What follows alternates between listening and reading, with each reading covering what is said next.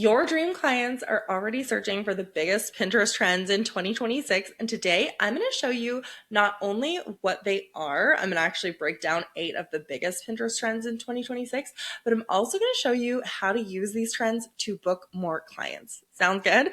Before we dive in, I'm Kara. I'm a Pinterest marketer and blog strategist for small business owners just like you, which means I do the pinning, I do the blog writing, and all that fun stuff to help you get found online. Before I share what the trends are, Pinterest released 21 of the most emerging trends. We're going to talk about 8 of them in this video that I think are most relevant to creative business owners. But before we even get to that, I want to talk about just how data-backed these trends are. Pinterest has an 88% accuracy over the past 6 years.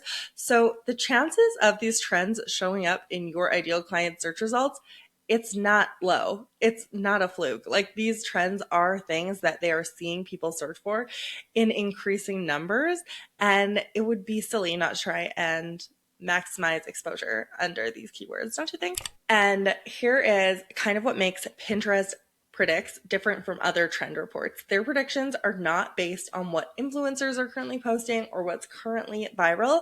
They analyze billions of searches from over 600 million monthly users who are actively planning weddings, redesigning websites, booking services, and making real purchasing decisions. So when Pinterest spots a rising trend, it's because real people are really searching for it before it becomes mainstream, and people are searching for it because it is a trend.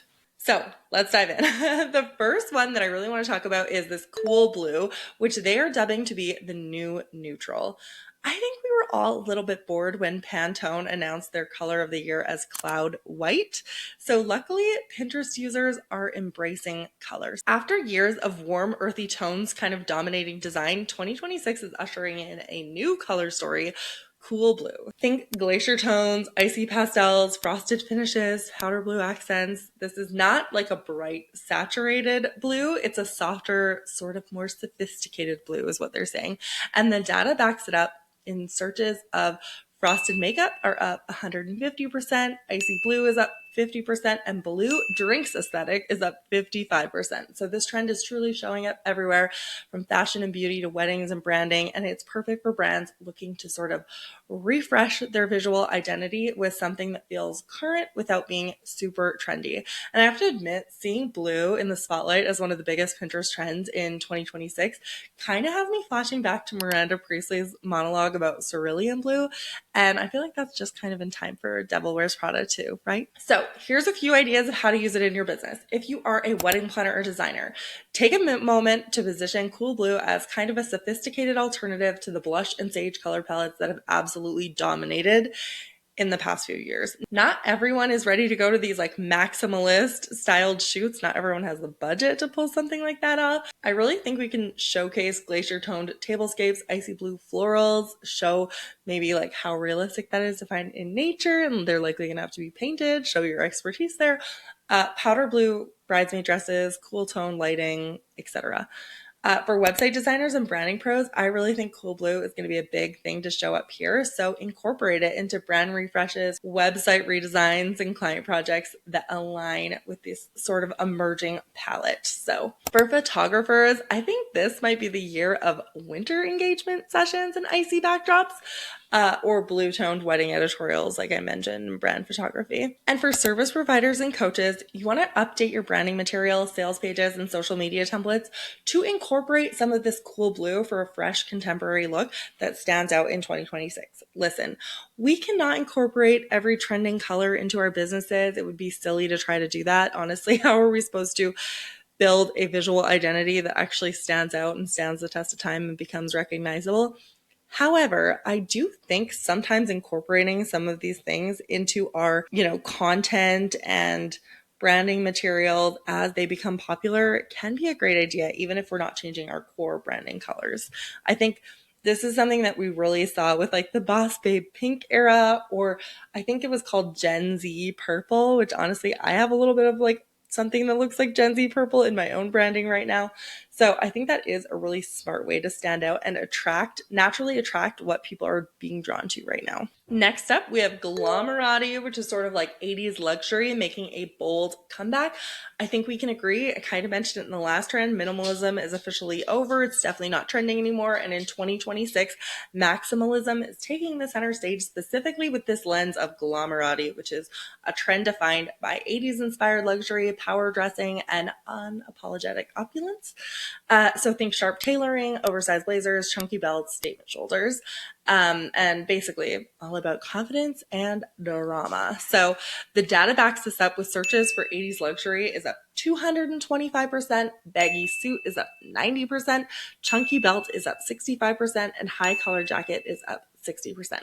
Again, these numbers come directly from the source, Pinterest, so I'll definitely link that in the show notes or the video description if you want to dive more into it. But I think we can all agree this kind of signals a shift toward celebrations and brand experiences that prioritize boldness over subtlety. So how to use it in your business. For wedding planners, I think it's like obvious, embrace high drama event design. We're seeing things like metallic accents, bold geometric centerpieces, oversized floral installations, which let's be honest, we've been seeing for a while now, and luxe velvet linens. Again, this is like more and more of what we've already been seeing, but just done in a bigger way in 2026. I think couples are drawn to an aesthetic where they are wanting their wedding to feel like a fashion forward statement event. I know I personally, and it could just be my algorithming, but a lot of focus is starting to be placed on guest dress code and making sure that that is fun and feels like a vibe. So I would embrace that in your business if you're in that sort of wedding or fashion industry in the most obvious way. For photographers, I think this is a perfect time to lean into sharp angles, dramatic lighting, play with things like that. And same with brand designers, bold typography, which again, we've seen rising in popularity anyway. See if we can see a shift of like toward metallic finishes. I mean, we've seen the neon in color palettes for a while. I wonder if that is going to show up. And just like high contrast color palettes, I think is all going to lean into this glamourati trend. Number 3, we have opera aesthetic. So if you ever thought weddings and events couldn't get even more over the top, think again, because opera aesthetic is set to redefine celebrations in 2026. We're seeing an emphasis on vintage glamour, theatrical staging, and immersive experiences. Like if that is not the buzzword that we have seen coming out of 2025, I don't know what is.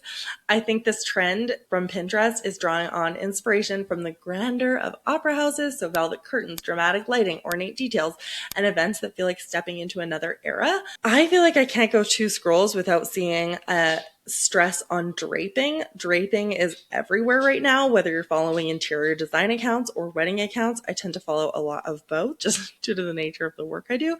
And it's all about draping. So to look at the numbers, searches for things like midnight masquerade are up 95%, opera outfits are up 55%, and wedding ceiling draping is up 40%. But honestly, I think if we look at all the draping keywords, it's probably up more than that because this is not just a wedding trend. It is truly a shift toward experiential events, brand activations, and celebrations that transport guests into a fully realized world. So how to use it in your business. Obviously for event planners and designers, it's easy.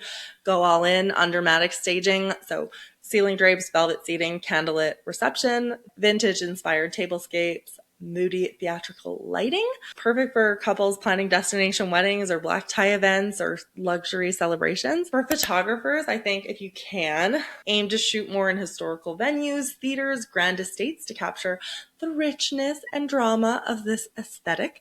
And I think we're going to see an increase in a focus on moody cinematic compositions with deep shadows and rich textures. I think we sort of saw this in 2020, and then the pendulum swung and now it's swinging back. That's what I've seen anyway. Invitation designers and calligraphers, I think we can design invitation suites with vintage inspired typography, wax seals, velvet ribbons, and ornate detailing. I think one thing that 2026 is really going to have in all categories, this is all the Pinterest trends in 2026, is we want a little something extra, right? We are so accustomed to already having things pretty good, and now we want a little extra. So those are some ways to bring it into your business. Again, this is going to be maybe more in the wedding and event space. Number 4, laced up. So Again, with the vintage kind of coming through here, we're seeing lace making a major comeback in 2026, but not in the way that you remember. So this trend really is reimagining lace as a versatile, modern, and unexpectedly cool material. So we're seeing lace trim jackets and crocheted bandanas on one end of the spectrum, and then to doily inspired details in beauty, fashion, and home decor. So there's definitely a lean to celebrate some of these like handcrafted textures and vintage inspired femininity with a fresh contemporary twist. Pinterest reports search for lace nails up 215%, lace bandanas up 150%, lace doily up 105%, and lace makeup up 120%. So this really is a trend that is rooted in nostalgia, craftsmanship, and the desire for unique and tactile. As for how to incorporate this trend in the business, I think for wedding planners, we can go so far beyond the traditional bridal gown. So lace table runners, doily inspired place settings, lace trimmed napkins, vintage lace backdrops for ceremony decor. The list goes on and on for fashion and bridal designers. I mean, the most obvious way we can highlight lace detailing in non-traditional ways specifically. So lace trimmed blazers, crocheted veils, lace gloves, handmade lace accessories for a vintage kind of meets modern bridal look. The list goes on and on. And I think for beauty pros, makeup artists, I mean, one of the biggest searches that I said was lace nails. So the biggest way to incorporate it is to offer lace inspired nail art or delicate lace makeup details like lace stencils for eyeshadow and soft romantic beauty looks that complement the trend. I think for photographers, you can style shoots featuring vintage lace elements like heirloom tablecloths, lace overlays, handmade crochet details, and create basically soft romantic aesthetics that are highly shareable right now. Number 5 is Neo Deco. So it's basically Art Deco reimagined for modern couples. Art Deco is back and is getting a sleek modern upgrade. Neo Deco blends the geometric glamour of the 1920s with contemporary finishes. So chrome accents, brass details, bold symmetry, and clean architectural lines. I think this trend is perfect for couples and brands who want sophistication with a subtle nod to vintage luxury. We're seeing searches for like pendant lamps, antique bar cards, brass aesthetic, and leather banquette are all on the rise, signaling renewed interest in structured, elegant design. As someone who bought a house last year, I can tell you these search results are feeling right on point for the interior design trends that I'm seeing as I try to decorate my own forever home. So I'm interested to see. I feel like it's kind of like mid-century modern. What was that is now Neo Deco. Not saying that they're the same. I'm just saying that people that are typically drawn to this are now being drawn kind of in this other direction. How to use it in your business. So wedding planners create reception designs with geometric centerpieces, brass candle holders, Art Deco inspired arches, mirrored accents, and symmetrical table layouts. I mean, we're seeing all of these trends, but they sort of all work together, right? It's 6 of one, half a dozen of the other. Maybe you're using brass for the glamourati, and then also it ties into this Neo Deco kind of look. For venue stylists and rental companies, I feel like you can offer Art Deco inspired furniture rentals. Typically, if something is just kind of starting to rise in popularity now, it will be around for a while. The wedding industry especially is typically more slower to adapt to trends, so it'll be interesting to see how that unfolds. And then interior designers, brand stylists, we can incorporate brass hardware, geometric patterns, and structured furniture into design projects to align with this emerging aesthetic. Okay. Poet core number 6, which is just the romanticization of the creative life. And if we are not seeing this in 2026, I don't know what. I don't know what we are. Is it just me, or does this one feel straight from the tortured poets department? Gen Z and millennials are leaning into a quieter, more intentional aesthetic in 2026. I know I don't have to tell you. We already know this, right? Poet core is leading the charge.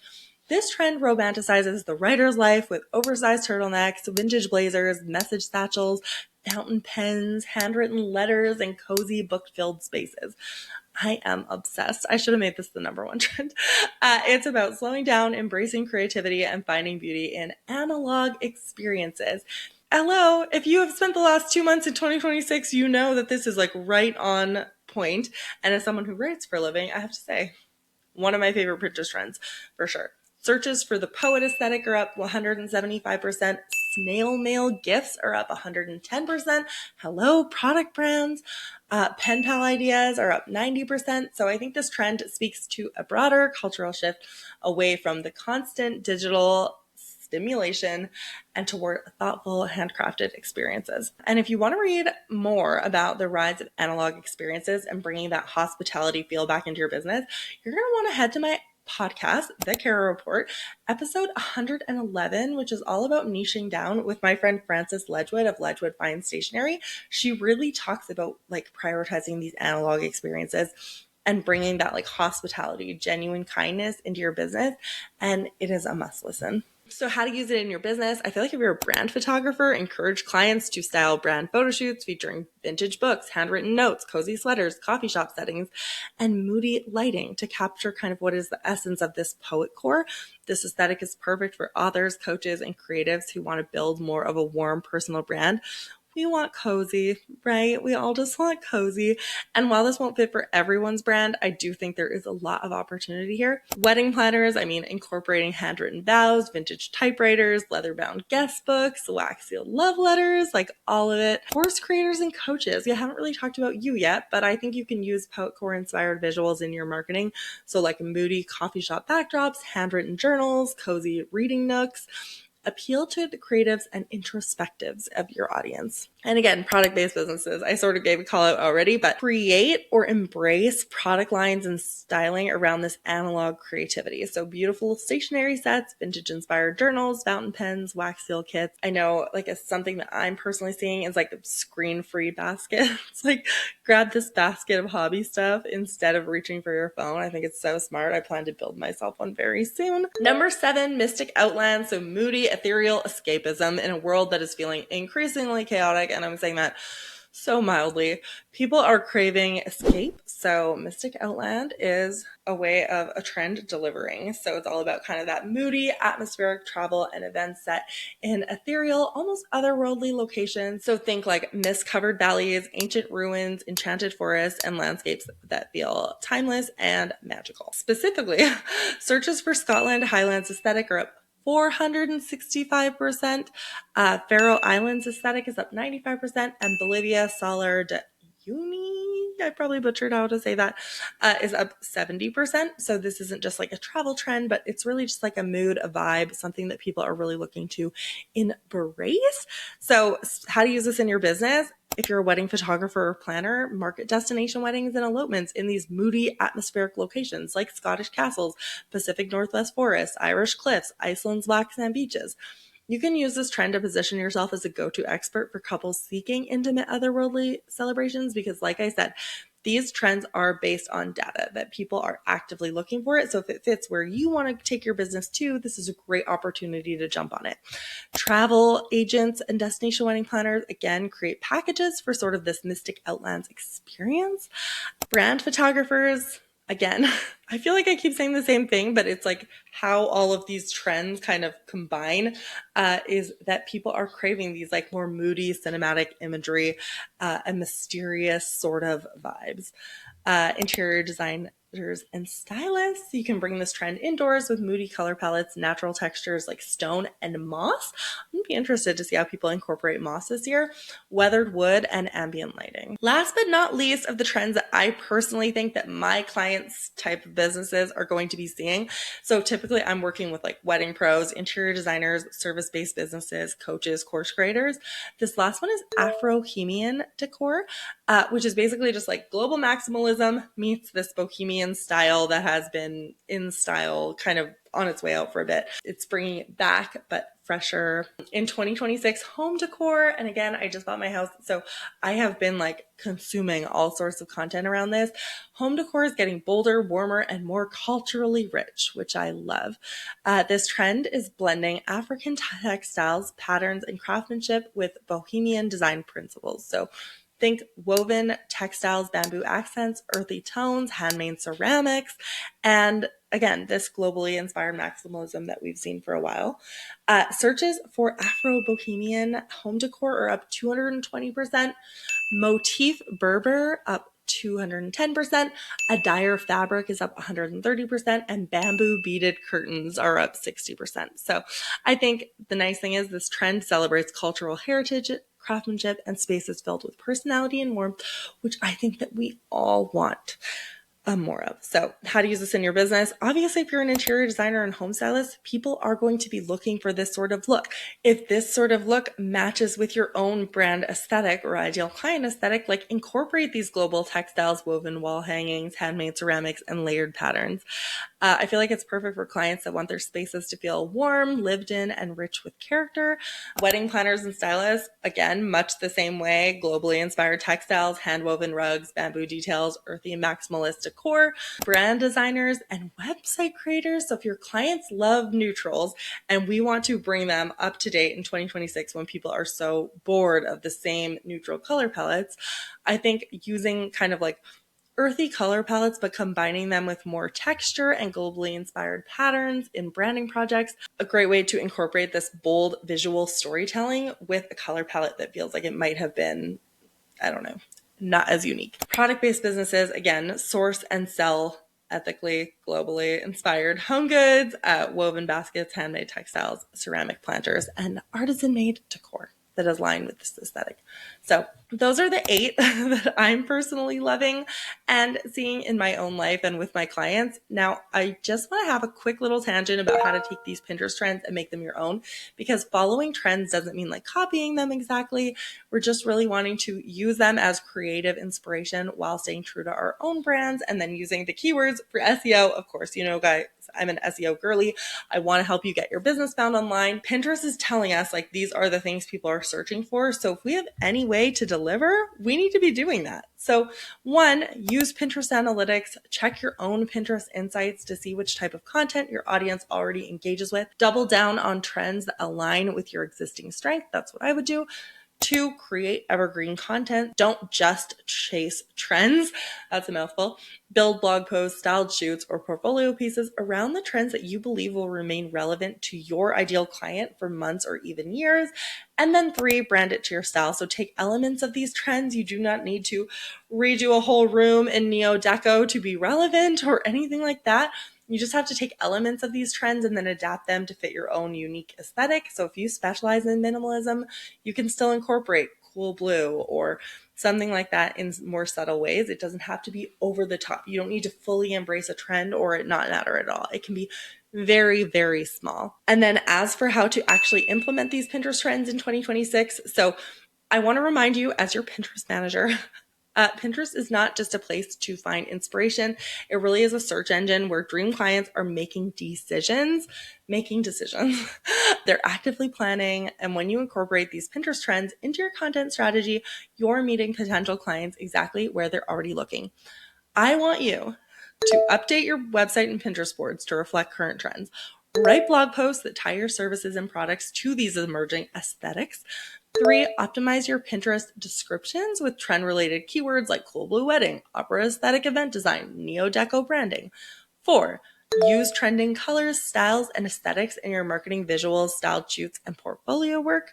And 5, create Pinterest content around these trends. So again, my clients have seen major success by aligning their content with Pinterest trends while still maintaining their own unique brand voice and vibe. In fact, part of the reason I'm recording this is to attract business owners who are on Pinterest looking for the latest trends.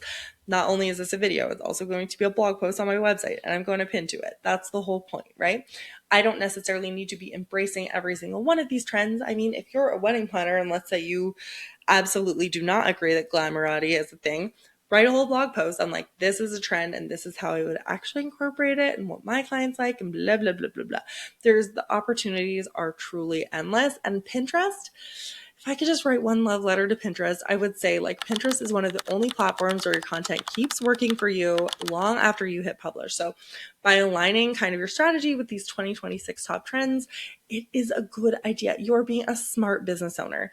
So I would choose 2 or 3 that feel authentic to your brand and create content around them and then leave the rest.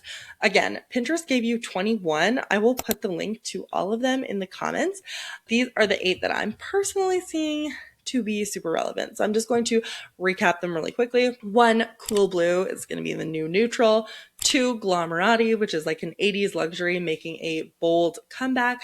3, opera aesthetic, which is drama, opulence, and theatrical celebrations. 4, laced up, which is vintage romance, getting a fresh update. 5, Neo-Deco, which is Art Deco reimagined for modern couples. 6, Poetcore, which is the romanticization of the creative life. 7, Mystic Outlands, which is moody, ethereal escapism, which we all need right now. And 8, Afrohemian decor, which is global maximalism meets this more bohemian style. Thank you so much for listening to the end. Definitely hit like, subscribe, all the things. I release videos on search-driven marketing every single Thursday. So if you want to be found online, this is the channel for you. Thank you for watching.